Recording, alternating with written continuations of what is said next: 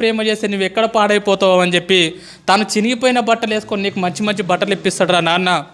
పాపం తను పరిగికో వికారాబాద్కో పంట మొత్తం తీసుకొని వచ్చిన తర్వాత పంట అమ్మిన తర్వాత ఒక 10,000 జేబులో పెట్టుకొని ఇంటికి వెళ్తూ ఉంటే మధ్యాహ్నం 3 అవుతూ ఉంటుంది, ఆకలి అవుతూ ఉంటుంది నాన్నకు బాగా.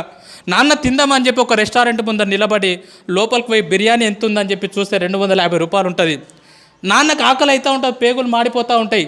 అరే నేను ఈ పూట 250 రూపాయలు పెట్టి బిర్యానీ తింటే నా ఒక్కరి కడుపు నిండుతుంది, అదే ఇంటికి ఏమన్నా తీసుకుపోయినా అనుకో నా పిల్లలు కూడా హ్యాపీగా తింటారని చెప్పి తన కడుపు మార్చుకొని ఇంటికి మీ నాన్న వస్తాడు బాస్. రియల్గా మన నాన్న హీరో కదా.